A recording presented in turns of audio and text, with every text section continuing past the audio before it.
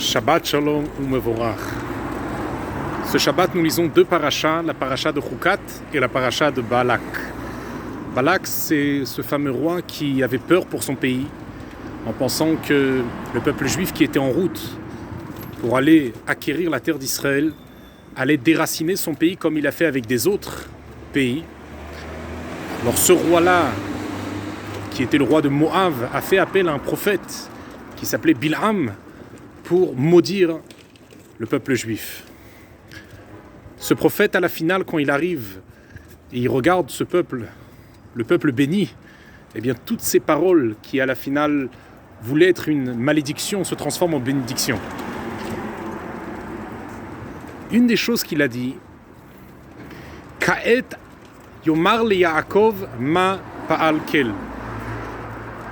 Il y aura un jour où les anges demanderont au peuple juif qu'est-ce qu'il a fait le bon Dieu, qu'est-ce qu'il est en train de faire le bon Dieu.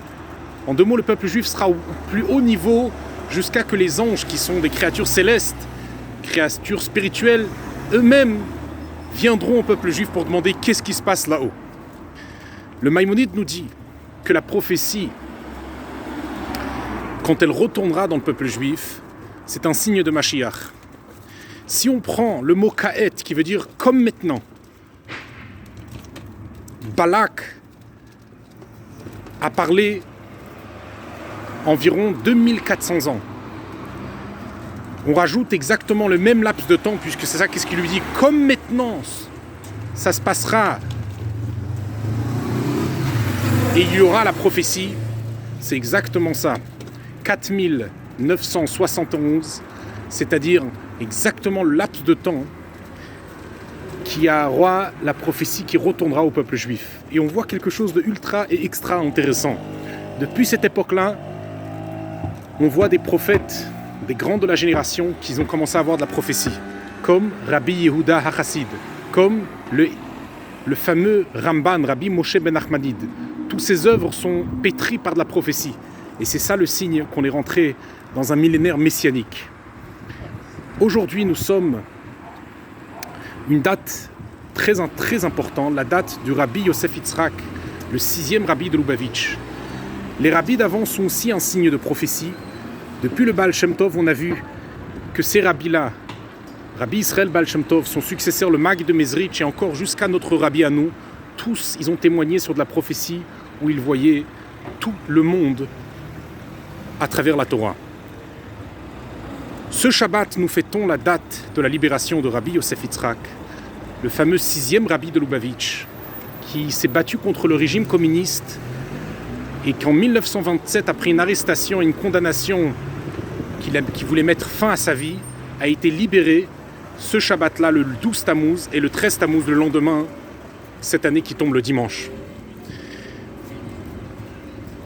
Je voudrais raconter une petite histoire qui montre la force du roi HaKodesh, du Rabbi Yosef Yitzhak.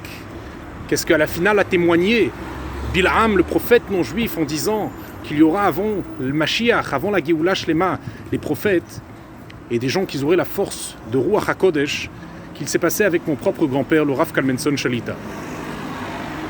Le Rav Kalmenson était dans les années 1948 en Irlande pour faire des abattages. À un certain moment, il a senti que ses yeux sont affaiblis par des problèmes de vue. Étant donné qu'il était envoyé par le rabbi précédent, il a demandé au rabbi précédent quoi faire. Est-ce que arrêter l'abattage ou continuer? Qu'est-ce qu'il faisait? Étant donné que le docteur-professeur qui le soignait disait que c'est très dangereux, il faut opérer.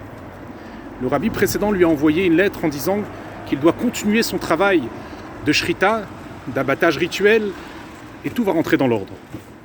En retournant chez le docteur et expliquant qu'il ne va pas faire l'opération, le docteur, étonné, et dit comment une personne qui habite à des milliers de kilomètres à cette époque-là, le rabbi précédent vivait à New York, peut dire des choses même s'il ne te voit même pas. Le rabbi précédent, mon grand-père, Rav Kalmenson, a décidé de ne pas donner une réponse et de continuer sa shrita. Après quelques semaines, il fait un examen sur l'œil. Le docteur n'y croit pas et dit « c'est un miracle de voir qu'est-ce qui s'est passé. Ton œil était en train de s'abîmer jusqu'à risque que le deuxième aussi parvient à la même chose. Et qu'est-ce que je vois que ton œil a guéri complètement. De voir quelque chose pareil, de voir un miracle, qu'un rabbin des milliers de kilomètres sans voir ton œil, avec une bénédiction, t'a soigné. Je suis athée, mais je commence à croire en un Dieu. On voit de là l'importance d'un rabbi, d'un tzaddik. Notre rabbi, Rabbi Yosef Yitzhak, 6e rabbi de Lubavitch, beau-père de notre rabbi à nous. On apprend de là que la Torah est faite par les Moshe Rabbeinu, par les chefs de la génération, et c'est grâce à eux qu'on a toute la bénédiction. Et en se connectant à eux, en étudiant, en faisant des fabring, ce Shabbat-là qui est la date de la libération de Rabbi Yosef Yitzhak, c'est sûr et certain qu'on méritera toutes les bénédictions. Amen, Ken Yeh Ratzon. Yehi Adoneinu, Morinu veRabbeinu Melech HaMoshiach Le'olam Vaed.